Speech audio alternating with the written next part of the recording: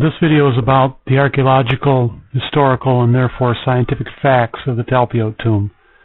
In the fourth month of the secular year, 2007, a documentary aired produced by James Cameron and directed by Simcha Jacobovici.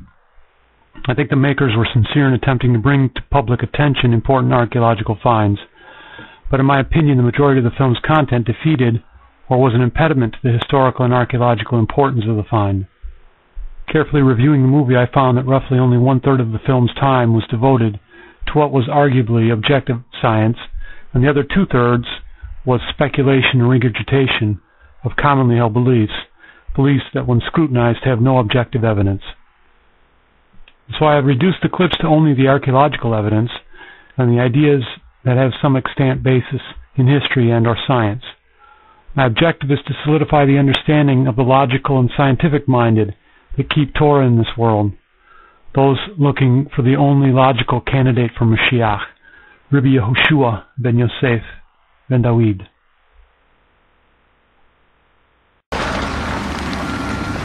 זה היה יום שישי לקראת צהריים, ממש מול החלון של הבית. זה היה אתר בנייה שהתחילו לבנות אותו. כדי לבנות היו עושים פיצוצים בהר, היו מפוצצים עם דינמיט את ההר, ואז בתור ילדים מסקרנות רצנו לראות מה קורה ואיפה זה. ואחרי שהיה את הפיצוץ וכל האבק שקע, מה שראיתי בעצם מרחוק בהר, ראיתי איזה מערת קבורה, יש לה משולש עם העיגול, וזה היה הרבה יותר מכוסה. In the spring of 1980, in Talpiot, South Jerusalem, construction blasting exposed the entrance to a burial tomb. It was 2,000 years old. הבן שלי מגיע, הוא הגיע בריצה הביתה. אמא, הבונים רוצים להרוס מערת גבורה שמצאו. אז התחלתי להתקשר לכל מיני ארכיאולוגים שחיפשתי דרך הטלפון, וזה כמעט לא היה אף אחד. המשטרה כדי לעצור את הפיצוצים. העובדים הלכו הביתה, כי גם זה היה אחד.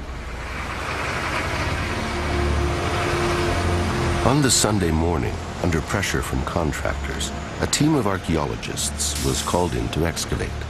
They had only 3 days before the tomb was to be sealed and cemented over. I could see this large slope with tractors and bulldozers and trucks trundling in different directions, and right in the center of this slope was this gaping hole, which turned out to be the entrance to the Talpiot Tomb. Above the entrance was a unique facade, a carefully crafted chevron and circle that mystified the archaeologists. There's no doubt about it that those symbols which are on the facades of the Talpiot Tomb meant something. It's unlikely that the person or the family that came to carve out the tomb just carved these things at random. They had to symbolize something. What they symbolize, I don't know, but it's quite rare to find that kind of ornamentation on a simple tomb. Shimon Gibson, a young surveyor at the time, was one of the first inside. It was his job to record the layout. It was great. It was very exciting. Me entering into the tomb, which has been cut into rock. It has a central chamber. It has arcosolia benches in the walls for the laying out of bodies. It has these loculi extending in different directions. It was incredibly important to get as much archaeological detail as possible onto plans. Gibson's detailed plan recorded every inch of the tomb's interior. Extending out from a large inner chamber were 6 deep cavities called loculi, or kochim in Hebrew. And inside these kochim, the archaeologists found 10 small limestone coffins, also called ossuaries.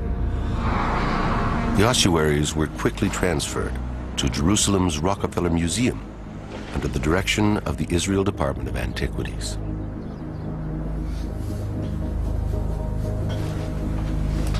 The bones and remains found inside were bagged and boxed and put aside for reburial. certain decisions were made by the Israel Antiquities Authority that they would heed to the requests of the ultra-Orthodox Jewish community in Jerusalem and give over bone material which had been analyzed and examined by anthropologists for reburial. And then they began the process of cataloging the ancient bone boxes. By 1980, over 1,000 ossuaries had been found, but only 20% of them bore the names of the dead. Here it was discovered that 6 out of the 10 ossuaries had inscriptions.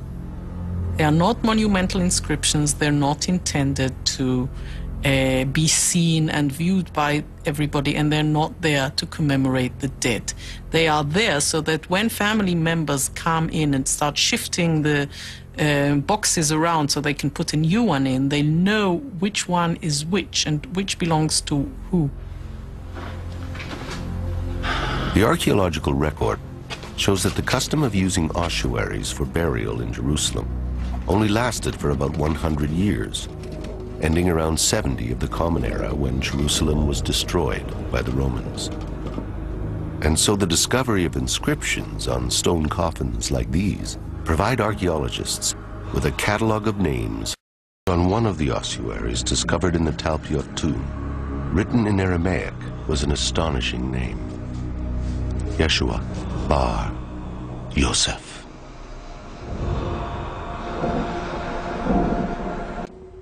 Yeshua bar Yoseph. Now, when this was found, I think the archaeologists weren't too excited about it. The public would have been very excited, but they didn't hear about it. Today, it takes an expert in ancient writing like world-renowned Harvard professor Frank Moore Cross to examine the inscription. Because even though it is one of the plainest ever found on an ossuary, its letters are so informal that it's very difficult to read. This being quite informal, and this particular one quite messy. Academics describe it as a graffiti, so cursory it's almost as if it was meant to be read only by intimate family. There's an X here before the name, and then the name Yeshua, then the father's name is perfectly clear: Yoseph, the son of Joseph. I have no real doubt that this is to be read Yeshua, and then Yeshua bar Yehoseph. He's first buried in a temporary tomb. And later, unless he somehow magically disappears and goes to heaven, which is a position of Christian faith, but if you're going to be historical and realistic, he was would be put in a permanent place of burial as a good Jew, okay? Well, the tomb, you have to have a family tomb. A second name was discovered. First of all, it's an ossuary found in Jerusalem. The ossuary is now housed in the basement of the Israel Museum. As you can see, the script is very simple. The Hebrew letters that create this name are Mem. Mem is for M. Reish, like R. Yud can be I or Y. And Hey in Hebrew, it's like H in Latin, English. That makes Maria. Maria. And it's one of the rare examples of that name on ossuary in Israel. Maria, as Maria. Written in Hebrew, the name Maria is very rare, but it's exactly what was found on the ossuary in the Talpiot Tomb. What other family members might they have expected to find next to her? Look, Matthew. Look here. M-T-Yud-Hey, so Matya. Matya, which is a short form, a nickname, if you wish, of Matitya or Matityahu, which is where we in English got the name Matthew. An ossuary found deep within the tomb, another name was discovered. This inscription says Yosa, with a hey in the end, It's a diminutive of Yoseph. There is no question about it. As an ossuary inscription, this would probably be quite unusual. Together in a family tomb, all cleaned and catalogued, all bone material reburied, together, here in an especially consecrated grave outside Jerusalem. All the ossuaries were then crated and stored for decades on warehouse shelves. Why didn't anyone take notice of these names?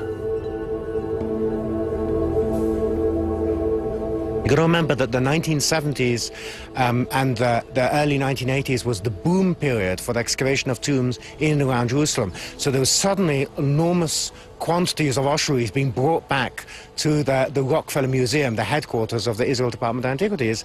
And these inscriptions were deemed to be common. These are the most common names among Jews in the 1st century Common Era. These are exceedingly popular names in the period.